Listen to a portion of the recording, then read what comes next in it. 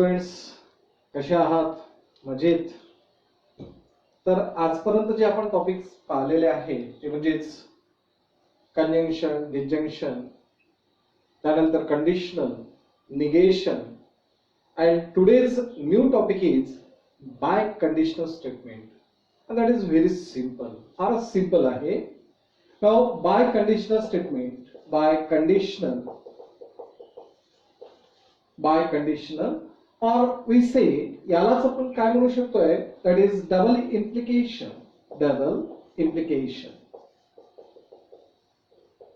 Okay, त्यामध्ये थोडासा जो वर्ड आपण यूज केलेला आहे बाय कंडिशनल, म्हणजे कंडिशनल मध्ये तुम्ही सिम्बॉल पाहिलेला होता या पद्धतीचा, बरोबर.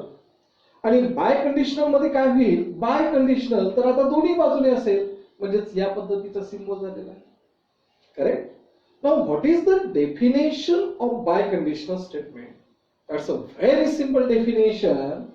If two statements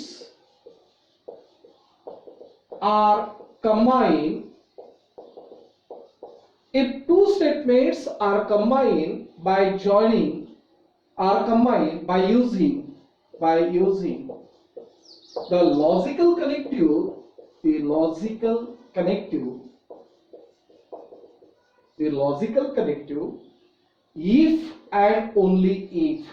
if and only if या पद्धतीचा लॉजिकल कनेक्टिव्ह जर आपण यूज करत असेल किंवा IFF इफ जरी यूज केला तरीही चालतो.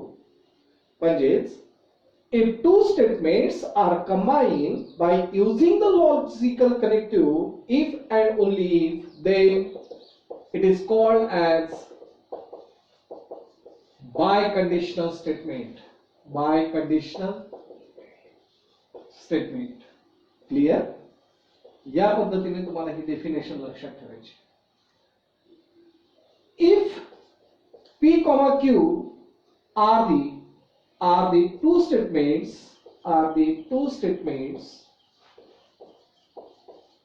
then P if and only if Q, P if and only if Q, called as biconditional.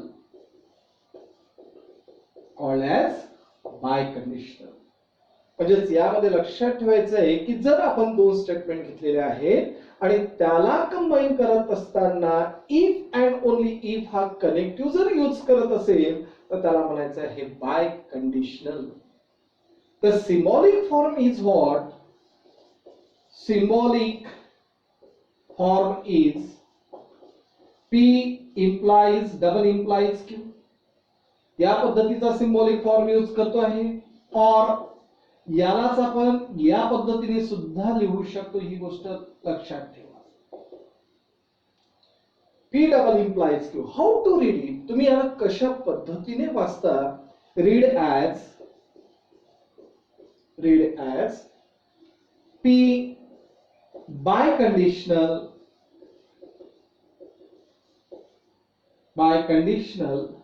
Q or P double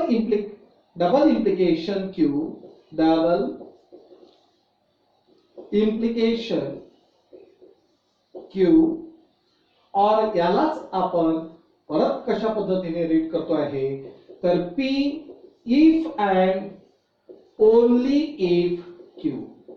हे कुठल्याही पद्धतीने जर तुम्ही याला रीड केलं तरीही चालतं, काही अडचण होणार नाही. परत लक्षात घ्या, बाय कंडिशनल स्टेटमेंट आपण कोणाला म्हणतो आहे? If the two statements are combined by using the logical connective if and only if, called as the biconditional statements.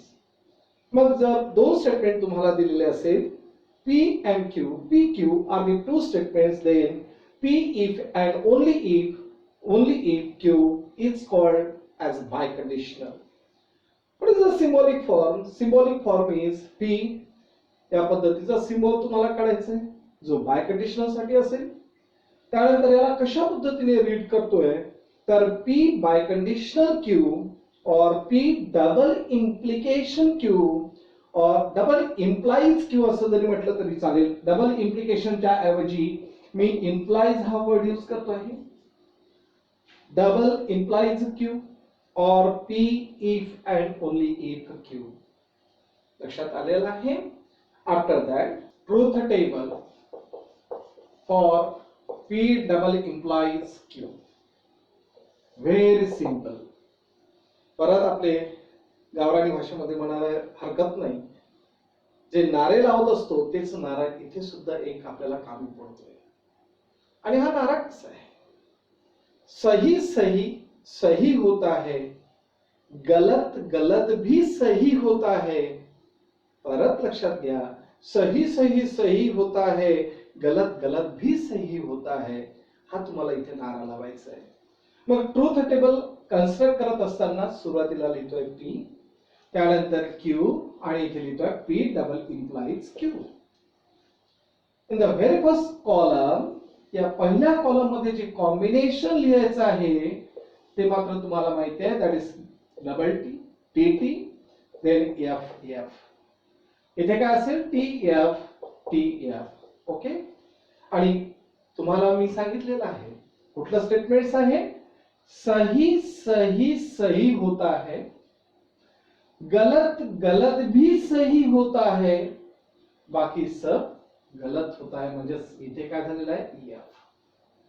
परत लक्षात घ्या, सही सही सही होता है, गलत गलत भी सही होता है.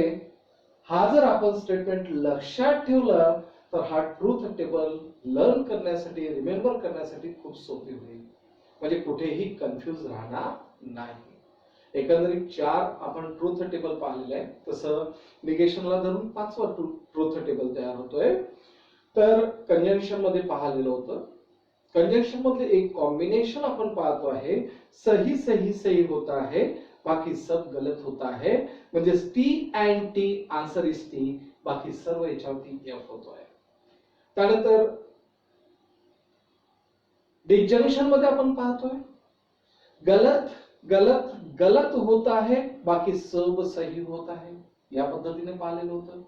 म्हणजे कॉम्बिनेशन होतं पी टी और टी, सॉरी एफ और एफ, आन्सर इज एफ. आणि बाकी सर्व काय झालेले आहे? टी. त्यानंतर कंडिशनल स्टेटमेंट मध्ये पाहिलेलं होतं सही गलत केवल गलत होता है, सही गलत केवल गलत होता है. म्हणजे कॉम्बिनेशन काय आहे? तर T implies F, answer is only F. आणि बाकी सर्व काय असतात? टी असतात. आणि बाय कंडिशनल मध्ये तुम्हाला काय पाहिजे आहे? सही सही सही होता है, गलत गलत भी सही होता है.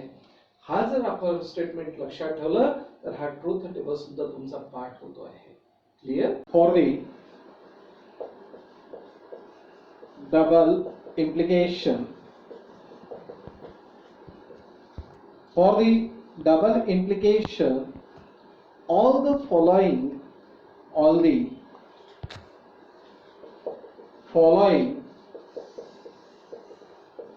statements have the same meaning.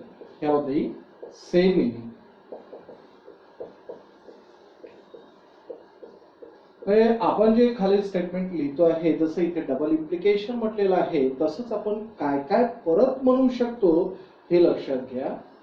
First, P if and only if Q. P if and only if Q. अशा पद्धतीने म्हणू शकतो. Second number, P implies Q and Q implies P. P implies Q and Q implies P. Okay. आता परत यामध्ये and हा connective use झालेला आहे. सो परत याला काय म्हणू शकतो? तर Q implies P and P implies Q. Okay. त्यानंतर fourth number, P is necessary for Q किंवा P is necessary and sufficient for Q. P is necessary and sufficient for Q. Fifth point, याला परत connective काय असतो हे मी लक्षात ठेवा. यामध्ये जसं P and Q जर लिहिलेला असेल तर यालाच इक्विव्हॅलेंट काय असतो Q and P. म्हणजेच कंजंक्शन हा काय असतो तर कोम्युटेटिव्ह असतो. जसं 2 + 3 = 5 घ्या, बरोबर, किंवा 3 + 2 = शेवटी काय होतो 5 होतो. म्हणजेच त्यांचं मिनिंग सारखं आहे, त्याला आपण म्हणतो आहे कोम्युटेटिव्ह.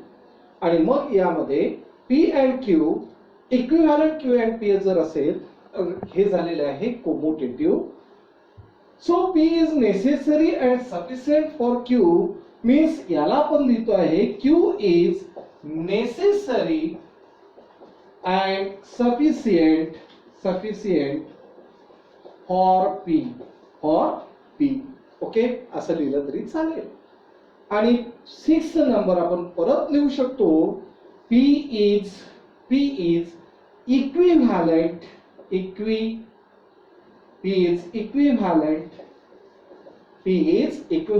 to Q. ओके, म्हणजेच या डबल इम्प्लिकेशनला या पद्धतीने सुद्धा आपल्याला लिहिता येतं. P if and only if Q, P implies Q and Q implies P, Q implies P and P implies Q, P is necessary and sufficient for Q. Okay, Q is necessary and sufficient for P and P is equivalent to Q. या पद्धतीने आपल्याला लिहिता येईल. Clear? मग याचा अर्थ काय? आता इथे जर तुम्ही पाहिलं तर याला सिम्बॉलिकली फॉर्मनुसार कसं लिहिता येईल. P डबल इम्प्लाइज Q ला लॉजिकली इक्विव्हॅलेंट कशा पद्धतीने लिहिता येईल तर P implies Q and Q implies P. Okay, किंवा परत याला आपण असं सुद्धा लिहिता येईल Q implies P and P implies Q. Okay, तर हा पॉइंट परत लक्षात ठेवा जो आपल्या नवीन सिलेबस मध्ये कव्हर केला गेला नाही किंवा जुन्या सिलेबस सुद्धा कव्हर केला गेला नाही, परंतु हा इम्पॉर्टंट पॉइंट आहे. जसं तुम्हाला दिलेलं असेल की डबल इम्प्लिकेशनचा यूज न करता तेच मिनिंग ठेवून तुम्हाला परत त्याला कंबाईन स्टेटमेंट बनवा तर त्यावेळेस तुम्हाला याचा यूज करता येईल. P डबल इम्प्लाइज Q ला आपण लिहितो आहे P implies Q and Q implies P, logically equivalent to Q implies P and P implies Q. Correct? हे लक्षात आलेलं आहे. आणि आता ह्या सर्व याच्यावरून कन्क्लुजन काय निघत आहे तर निगेशन मध्ये जर तुम्ही पाहिलं तर केवळ सिंगल स्टेटमेंटच्या समोर आपण नॉट लावलेलं होतं. म्हणजेच काय की केवळ जो निगेशन आहे तो ऑपरेट फक्त सिंगल स्टेटमेंट वरती होत होता आणि म्हणून त्याला म्हणायचं आहे युनारी ऑपरेशन. काय म्हणायचं आहे? युनारी ऑपरेशन. ओके, परत लक्षात घ्या, निगेशन ऑफ अ स्टेटमेंट मध्ये काय झालेलं होतं की केवळ एक सिंपल स्टेटमेंट सिंगल स्टेटमेंट आलेला होता आणि त्याला आपण निगेशन बनवलेलं होतं आणि म्हणून त्या ऑपरेशनला म्हणायचं आहे युनारी ऑपरेशन. परंतु कंजंक्शन मध्ये, डिसजंक्शन मध्ये, इम्प्लिकेशन मध्ये किंवा डबल इम्प्लिकेशन मध्ये जर तुम्ही पाहिलं तर टू सिंपल स्टेटमेंटला कंबाईन केलं गेलेलं होतं आणि म्हणून त्याला आपण म्हणतो आहे बायनरी कनेक्टिव्ह्ज. काय म्हणतो आहे? Binary connectives. So unary operation म्हणजेच निगेशन झालेलं आहे. And, or, if, then, if and only if हे कशामध्ये मोडल्या जातात? बायनरी कनेक्टिव्ह्ज मध्ये मोडल्या जातात. हा पॉइंट परत तुम्हाला लक्षात ठेवायचा. समजा जर तुम्हाला प्रश्न विचारलेला असेल write the compound statement, write the compound statement in symbolic form. Okay, दिलेलं जे स्टेटमेंट आहे ते तुम्हाला फक्त सिम्बॉलिक फॉर्म मध्ये लिहायसाठी विचारलेलं आहे. ओके, तर एक्झाम्पल आहे, समजा Hima Das wins gold medal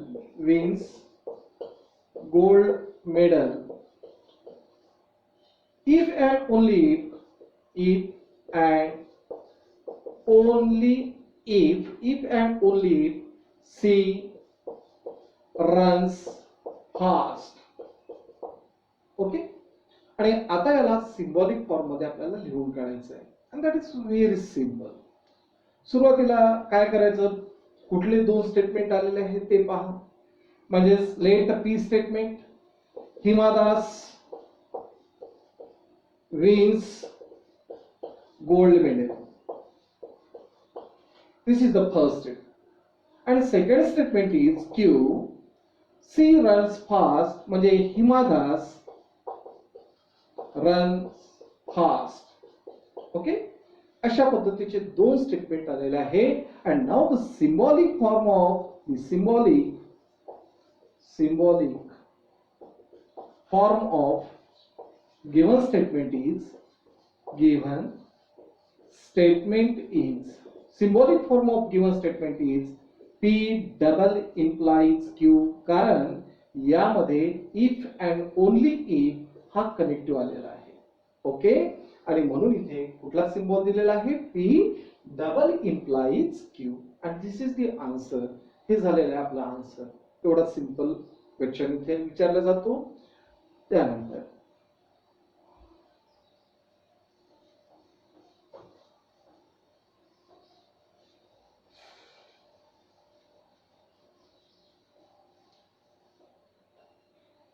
write down the truth value of compound statement.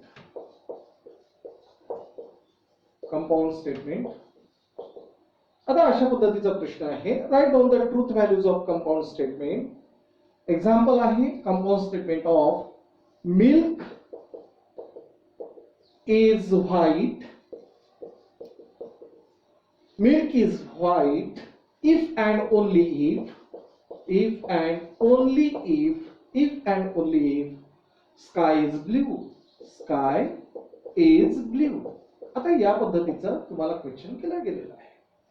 तर काय करायचं असते, सोल्युशन मध्ये सुरुवातीला let P milk is white.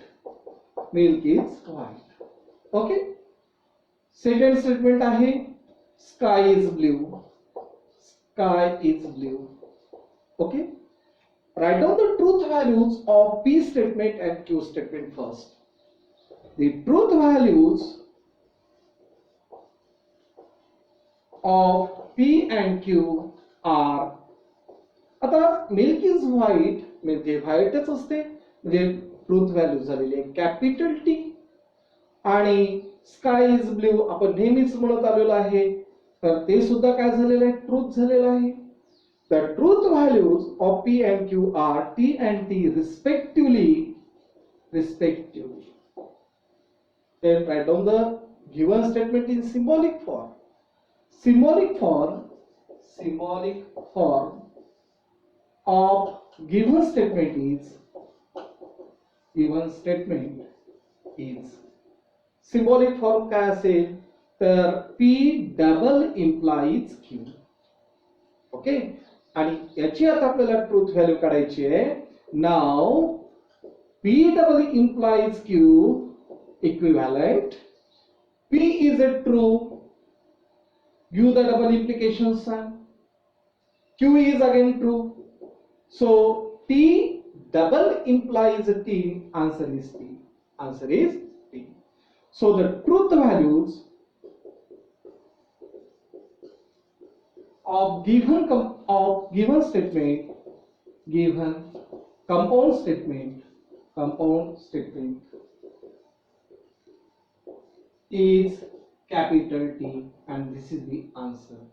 Okay, याच पद्धतीने तुम्हाला याचा आन्सर लिहायचा आहे, and this is very simple.